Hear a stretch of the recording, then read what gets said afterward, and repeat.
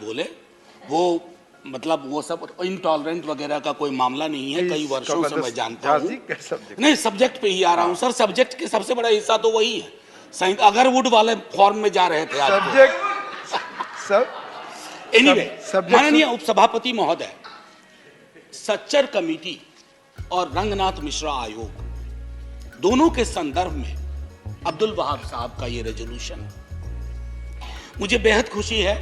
Lottery से आता है ये रेजोल्यूशन, आज यहां आया और हम सब चर्चा भी कर रहे हैं। हमारे मंतव्य, हमारे रुझान अलग अलग हो सकते हैं, लेकिन 20% आबादी के प्रति अगर हमारा दृष्टिकोण उचित नहीं है, हमारे दृष्टिकोण में समग्रता में लेने का अगर भाव नहीं है, तो मैं समझता हूं कि चाहे $5 ट्रिलियन की इकोनॉमी बना लें या आलीशान महल खड़े कर लें, एक मुल्क के रूप में हम तन्हा महसूस करेंगे।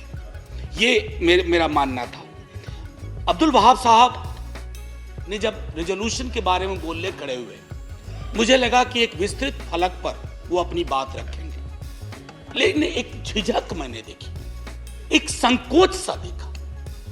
मैं डर नहीं कहूंगा, एक झिझक, एक संकोच, एक रिलक्टेंस जिसको अंग्रेजी में कहते हैं। सर, ये आज है देश के मुसलमानों में अधिकांश की यही हालत। एक झिझक, एक संकोच, एक रिलक्टेंस।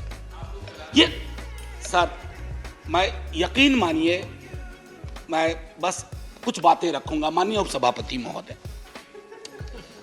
प्लीज। समाज के अंदर ध्रुवीकरण, इससे कोई इनकार नहीं कर सकता, और यह भी कोई इनकार नहीं कर सकता कि यह ध्रुवीकरण समाज के लिए अच्छा है, इलेक्शन के लिए अच्छा हो सकता है, चुनाव के लिए अच्छा हो सकता है, लेकिन ध्रुवीकृत समाज अंदर अंदर उसको दीमक चाटने लगता है। अड़ोस पड़ोस देख लीजिए, जो मजहब के नाम पर मुल्क बने, आज उनकी क्या हालत है। अरे वो तो एक भी नहीं रह पाए, भाषा मजहब पर भारी पड़ गई। बांग्लादेश का जन्म हुआ। हमारे यहां जो परिस्थितियां सर उठा रही हैं, उन सर उठाने वाली परिस्थितियों पर कब्जा करना होगा, क्योंकि हालात आज ये हो गए हैं माननीय उपसभापति महोदय कि हम कपड़ों से पहचानते हैं। तो जाहिद तंग नजर ने मुझे काफिर जाना, और काफिर यह समझता है मुसलमान हूं मैं। ऐसे अगर समाज बटेगा कि मेरी जुबान से, मेरी भाषा से, मेरे परिवेश से, मेरे परिधान से आप पहचान करेंगे, उसके आधार पर निर्णय करेंगे, तो वो समाज के लिए उचित नहीं है। क्योंकि इस रेजोल्यूशन का जो आखिरी जो वो एक्सपेक्ट करते हैं, वो लाइन बहुत महत्वपूर्ण है सर, मैं उसको पढ़ना चाहता हूं। The resolution urges the house to enact. Please Anil ji, आपकी तवज्जो चाहता हूं। मेरा अनुरोध है पीछे बैठे माननीय सदस्यों से, माननीय सदस्य जो पीछे बैठे हैं, please, we are having debates, please. हाँ, बोले professor Jha. Sir, to enact a legislation for prevention of atrocities against minorities of the country so as to build confidence amongst Muslims who were vulnerable. सहज सी बात है sir, देश आजाद हुआ, राकेश भाई ने भी बहुत विस्तार से बात रखी, देश की आजादी, तकसीम, पार्टीशन। सर, मैं हाउस में प्रोफेसर झा बोले। सर, असल में क्या है ना, मेरे अंदर का या राकेश भाई के भी अंदर का शिक्षक मरा नहीं है, तो अक्सर हम जब बोलते हैं जी सर, आप सिर्फ आपको मैं छात्र तो मान ही नहीं सकता। मैं तो आपके मैं सिर्फ ये कहना चाहता था, देखिए ना, तारतम्य भी टूट जाता है कि वो जो पार्टीशन का वक्त, और मैं अक्सर लोगों से कहूंगा कि आप कम्युनिस्ट हो, कांग्रेस हो, बीजेपी, जनसंघ के लोग हों, निर्दलीय हों, फ्री थिंकर हों, लास्ट फेज जो प्यारेलाल जी की है, बापू की जिंदगी का लास्ट फेज, सर उसको पढ़ा जाए। शायद 47-48 में उस लास्ट फेज को पढ़े जाने की उतनी जरूरत नहीं थी जितना 2023-24 में लास्ट फेज को पढ़े जाने की जरूरत है। हम तो आजादी का अमृत वर्ष मना रहे हैं ना, पहली सालगिरह हुई थी आजादी की 48 में।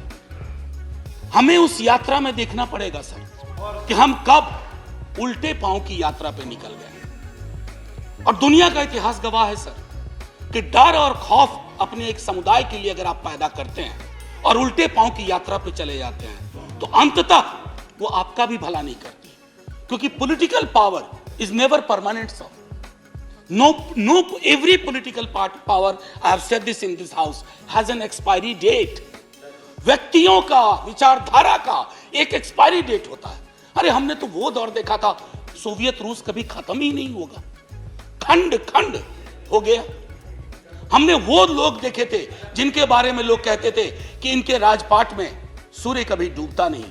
सर, उनका सूरज ऐसा डूबा। Please sir. हाँ प्रोफेसर झा, कोई बात नहीं, कोई बात this is the same thing जो आप दोनों से अपील करता हूं हर जगह। प्लीज प्लीज, मुझे पता है सर। मैं एक चीज कहूंगा कि गांधी जी ने उसी दौर में एक बात कही थी कि किसी भी सभ्यता, और अपने देश को हम कभी देश नहीं कहते हैं, हमारे तमाम मित्र अग्री करेंगे, सहमत होंगे, हम इसको सभ्यता कहते हैं, हिंदुस्तान की सभ्यता। तो बापू ने कहा था कि जिस सभ्यता में माइनॉरिटीज के लिए जगह नहीं होगी उसको एक सार्थक दृष्टिकोण से नहीं देखा जाएगा, वो सभ्यता चूक सी जाएगी, उसके अंदर दिक्कतें पैदा होंगी। मैं बजटरी एलोकेशन में 1-2 मिनट लूंगा, उस पर बोलने से पूर्व एक बात कहूंगा कि डर और खौफ के इस माहौल ने इस देश में, जो मैंने झिझक की बात की अब्दुल वहाब साहब की, वो झिझक जो मैंने कहा कि वो मैं अपने स्टूडेंट्स में देखता हूं सर।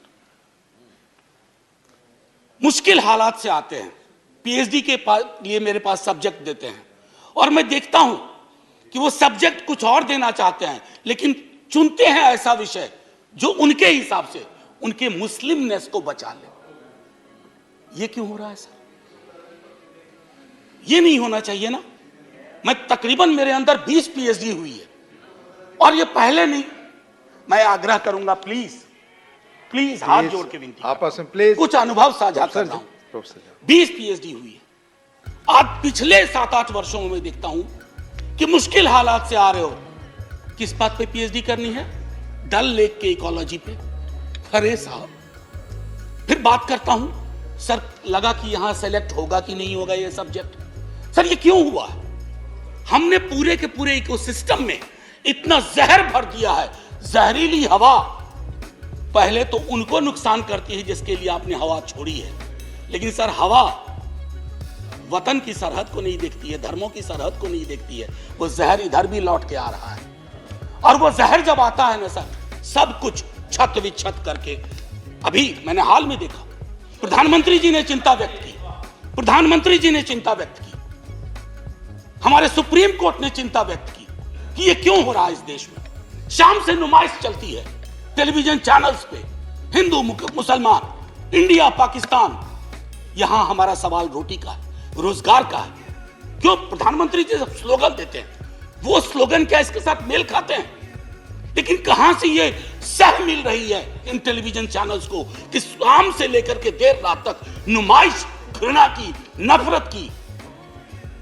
बहुत मुश्किल है सर। और ये मैं पहले भी कहा हूं, कई दफा मुझको अब सेंस ऑफ डेजावू होता है बोलते वक्त। इतनी बार ये बातें कही है सदन में, बाहर जब मित्र मिलते हैं वो भी ये कहते हैं, वो सहमत हैं कि ये चीजें नहीं होनी चाहिए सर। अब देखिए, कई दोस्त, कई हमारे स्टूडेंट, मैं अपनी पीड़ा शेयर करना चाहता हूं। मेरा एक स्टूडेंट है प्लीज सर, मेरा एक स्टूडेंट, उसका नाम है मीरान हैदर, वो जेल में है सर।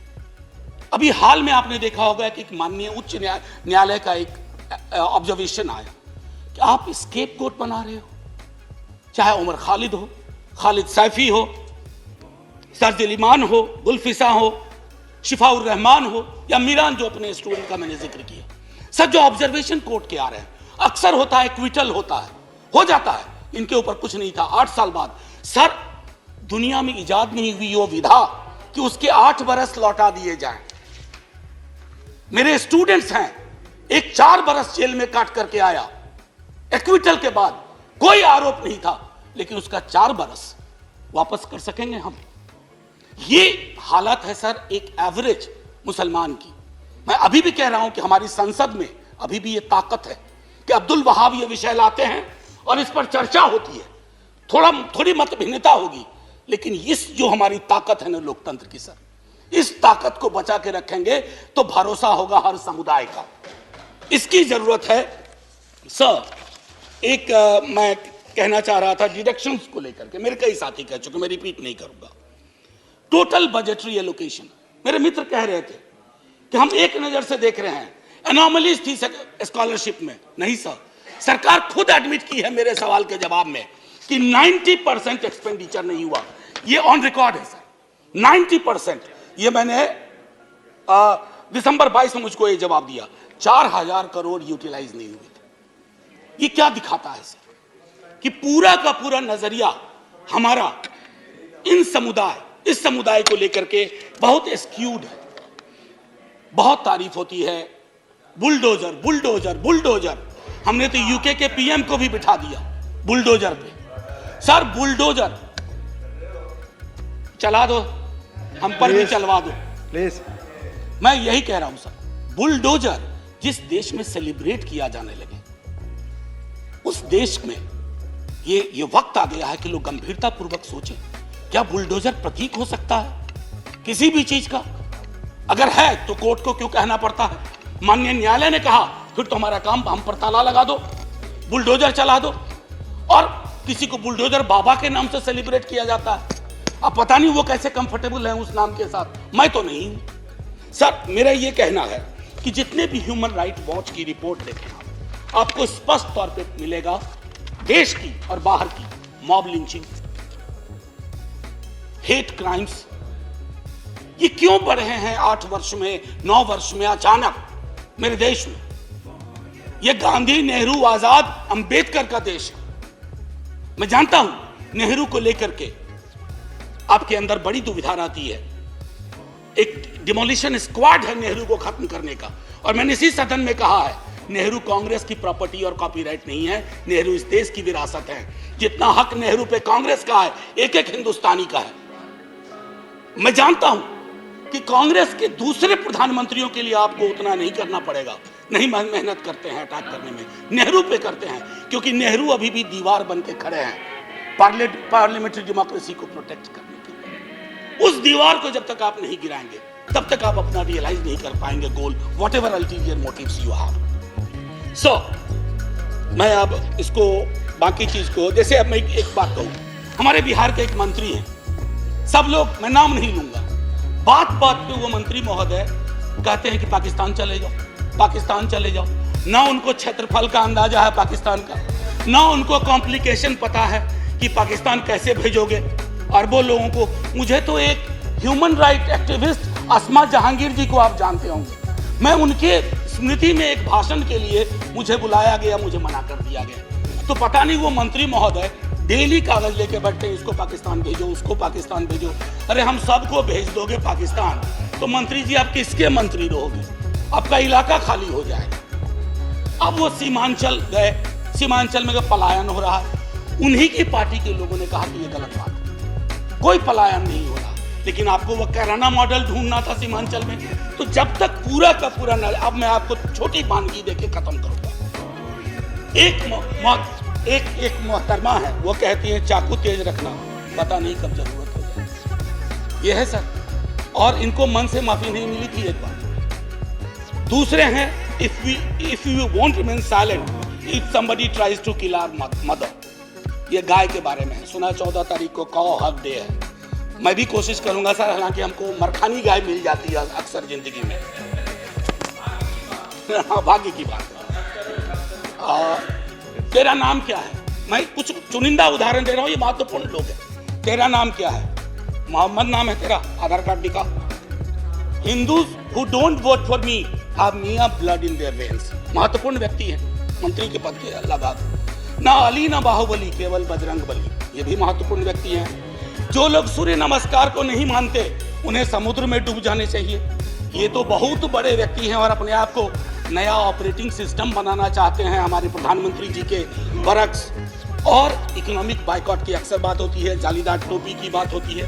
दिक्कत ये हो गई है सर कि कश्मीर, रोहिंग्या और फलस्तीन जैसे भी मुद्दे को आप मुस्लिम एंगल से देखते हैं। नहीं सर, ह्यूमन राइट एंगल से देखिए, उसमें भी समाधान के लक्षण हैं। यहां तो घर तक लोगों को नहीं मिलते।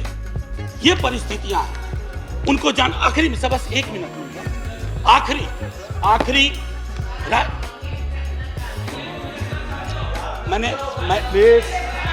Please no cross talking. आपको मौका मिलेगा बोलने का, इधर तो आप बोले। आपने सुना नहीं, मैंने कहा कि इन मुद्दों को भी मुस्लिम एंगल से मत देखो बस। प्लीज आपस में बात ही नहीं, प्रोफेसर जहां बोले कंक्लूड प्लीज। नहीं, वो आदत नहीं है please, don't listen to them. मैं तो इसी चीज की पैरवी हमेशा करता हूं, you listen to us, I will listen to you. Democracy is all about speaking and listening, more of listening than speaking. ये सबसे अपेक्षा है इस सदन में। जी सर, सबसे अपेक्षा है कि डेमोक्रेसी, जैसा आपने कहा, सुनने और धैर्य से जानने का, सुनने पर हर और पक्ष सुनाने से, की चीज है। सुनने सुनाने की हर पक्ष से। सर आखिरी, मैं राही मासूम रजा बहुत बड़े लेखक हुए, आधा गांव लिखा, लेकिन एक व्यापक समाज में उनकी प्रसिद्धि हुई कि राही मासूम रजा ने महाभारत की स्क्रिप्ट लिखी थी, जो बहुत फेमस सीरियल हुआ था। मैं उनकी एक छोटी कविता पढ़ना चाहता हूं सर, आपकी इजाजत से। मेरा नाम मुसलमानों जैसा है, मुझको कत्ल करो और मेरे घर में आग लगा दो। मेरे उस कमरे को लूटो जिसमें मेरी बयानें जाग रही हैं, और मैं जिसमें तुलसी की रामायण से सरगोशी करके कालिदास के मेघदूत से कहता हूं, मेरा भी एक संदेश है। मेरा नाम मुसलमानों जैसा है, मुझको कत्ल करो और मेरे घर में आग लगा दो, लेकिन मेरे रग रग में मां गंगा का पानी दौड़ रहा। मेरे लहू से चुल्लू भर महादेव पर फेंको, और उस योगी से कह दो, महादेव अब इस गंगा को वापस ले लो। ये जलील तुर्कों के बदन में गाढ़ा गया लहू बनकर दौड़ रही है। इसके आगे कुछ नहीं कहना है सर। जय हिंद, धन्यवाद।